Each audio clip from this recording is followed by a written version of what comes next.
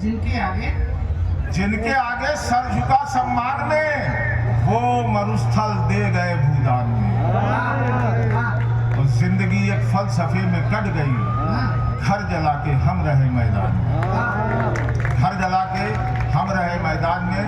और ये जो हमको 70 करीब 60-65 साल तक जब जयती का नारा दिलाया गया, और जो हम लोगों को एक तरीके से भ्रमित करके रखा गया कि मजहब नहीं सिखाता आपस में बैर करना।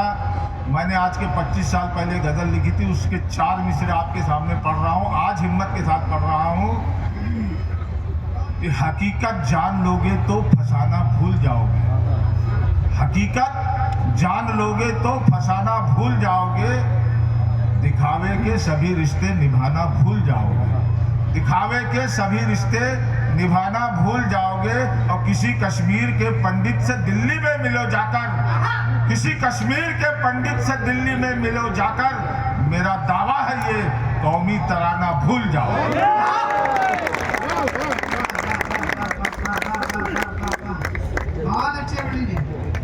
कौमी तराना भूल। और एक इसके बाद में मैं एक कैरेक्टर पे करता हूँ, 2 मिनट और 5 मिनट की मेरा ख्याल 7 मिनट हो गए, 2 मिनट और मैं लेता हूँ आपके। कि कई किरदार हैं इसमें, ये उसका एक नाटक है। कई किरदार हैं इसमें ये उसका एक नाटक है। अदाकारी को सच्चाई बताना एक नाटक है। मैं बहर से खारिज कुछ भी नहीं लिखता हूँ दोस्तों, सारी चीजें बहर में लिखता हूँ। कई किरदार हैं इसमें, ये उसका एक नाटक है। अदाकारी को सच्चाई बताना एक नाटक है। कभी खलिहान में जाना, कभी मजदूर बन जाना, कुली बनकर के तस्वीरें खिंचाना एक नाटक है। ये वो शय है, ये वो शय है जो बाजारों में मिलती है न बिकती है, मगर दूका मोहब्बत की खुलाना एक नाटक है, मगर दूका मोहब्बत की सजाना एक नाटक है। कुछ समझ में आ रहा है किसके बारे में? नहीं आ रहा है तो एक आखिरी शेर और सुन लो उसके ऊपर। पहनकर घूमता है वो नई धोती किराए की, पहनकर घूमता है वो नई धोती किराए की, जनेऊ कोट के ऊपर पहनना एक नाटक। जय हिंद, जय भारत। मैं अब आपके और राष्ट्रवाद के बीच में ज्यादा समय नहीं लेना चाहता।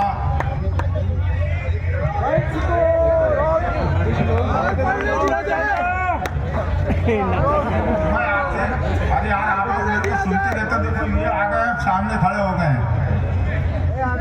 एक गजल और एक गजल भाई फिर हो जाएगी बाद में। तुम तो लाड नहीं आ रहे, ये सुनाएंगे तो हम क्या कंधे थापने आएंगे? तुमने यार इसको कितना पीछा कर दिया है। बताओ, अच्छा भला माइक था तो उसकी और गर्दन मरोड़ दी, और वो आ ही नहीं रहा उठ के यहाँ पर। ये माइक वाला कांग्रेस ही है क्या? जैसे वो जनेऊ वाले को समझ में नहीं आता, ऐसे इसको भी कुछ भी समझ में नहीं आ रहा। इतनी देर से कह रहा है लेकिन वो नहीं सुन रहा है। बेटा तेरा पेमेंट तो खतरे में ही, समझ आ। क्या इशारे से बात कही है पंडित जी ने। जैसा उनका नाम है वैसा उनका संस्कार है। उम्र के इस पड़ाव पर अनुज भाई ने जिस विनम्रता से शायरी सुनाई है मित्रों, मैं 2 पंक्तियां उन्हें भेंट कर रहा हूं कि पुरानी कश्ती को पार लेकर फकत ये इनका हुनर गया है, हम नए खवैये ये ना समझे नदी का पानी उतर गया। तालियां आपकी कमजोर हैं, जरा अपने कवि के लिए, अपने शायर के लिए भी जोरदार तालियां बजाओ। मैंने उनको इसलिए बिठा दिया कि अगर इससे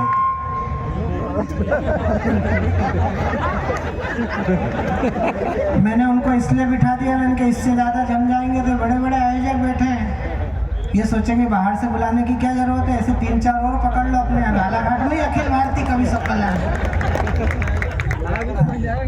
और ये कह रहे हैं सयाज जी की है वैसी ऊपरी टीम, ये भी हमको डरा रहे हैं कोने पे बिठा के। जिनकी इन्होंने बात की, प्रजातंत्र जी हमारे इंदौर आए थे अभी थोड़े दिन पहले भारत जोड़ने।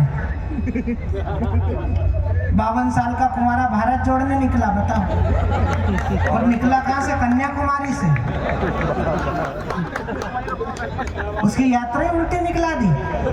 कश्मीर से निकल के कन्याकुमारी जाता तो भैया जी को बहू मिल जाती, आंटी जी को बहुमत मिल जाता।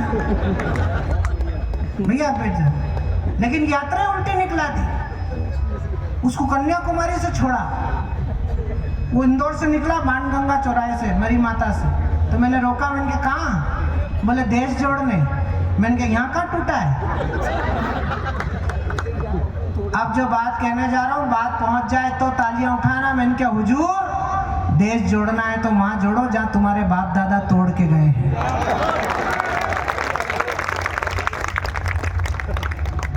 कश्मीर कन्याकुमारी से निकला, 15 किलोमीटर भी नहीं चला और केरल के किसान आ गए, बोले सर फसल नष्ट हो गई। तो भैया जी ने कहा खुले में क्यों बोई थी?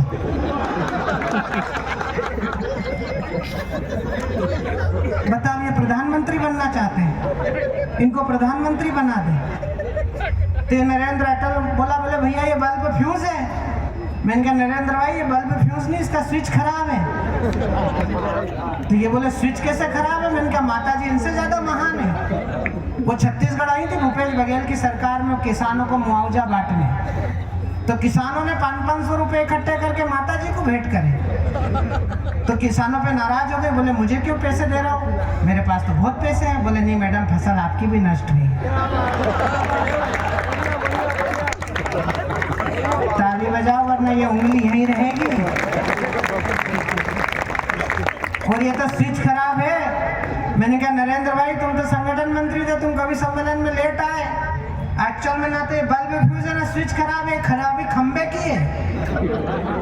अब देखो बालाघाट के लोगों, स्वदेशी मेले में, स्वदेशी जागरण मंच के कार्यक्रम में खंबे की खराबी बता के जा रहा हूँ।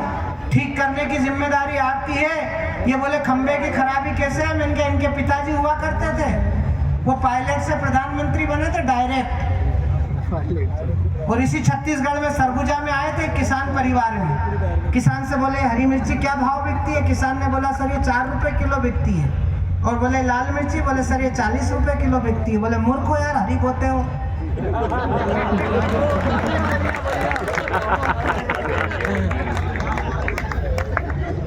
लाल भया करो। ये प्रधानमंत्री बनना चाहते हैं। 10,000 की भीड़ में राजस्थान में पूछा उसने कि भारत माता कौन है? हमारे इंदौर में कहा, बोले मैं सावरकर नहीं, मैं गांधी हूँ। मैंने कहा अच्छा? मैंने कहा हुजूर, सावरकर होने के लिए 2 आजन्म कारावास भोगने पड़ते हैं भारत माता की आजादी। और अब जो बात कहने जा रहा हूँ उस पर आपकी तालियां चाहिए, उस पर आपका समर्थन चाहिए, उस पर आपकी प्रतिक्रिया चाहिए। मैंने कहा सावरकर तुम हो नहीं, गांधी तुम हो नहीं सकते, चाहो तो डीएनए टेस्ट करा लो। ये दीवार यहाँ से टूटी है जो अनुज भाई ने इशारा करा।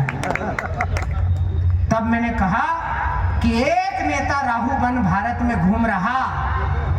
अब हास्य का भी आनंद लेना, व्यंग का भी आनंद लेना, विद्रूपता का भी आनंद लेना, राजनीति का भी आनंद लेना और कवि सम्मेलन का आनंद तो है ही बोनस में। और शुद्ध स्वदेशी छंद सुना रहा हूँ। 3 स्वदेशी नेताओं के नाम भी लूंगा, उस पर भी आपकी तालियां बजवाऊंगा कि एक नेता। हाँ चाय पिला दे भैया, मेरे नंबर पे चाय वाला है, इसका मतलब 29 में भी आएगा चाय वाला ही। बस बस अपनी ज्यादा आग्रह करके मत दे, जो ले ले वो ठीक है, बाकी निकल ले।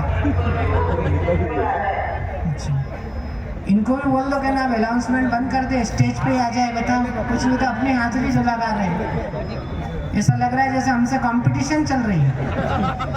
और ये तो अनाउंसमेंट कर रहा है। एक जगह मैंने दिनेश देसी को खड़ा करा तो एक गधा रेकने लगा, तो मैंने आयोजक से कहा इस गधे को चुप कराइए। बोले वो भी यही कह रहा है।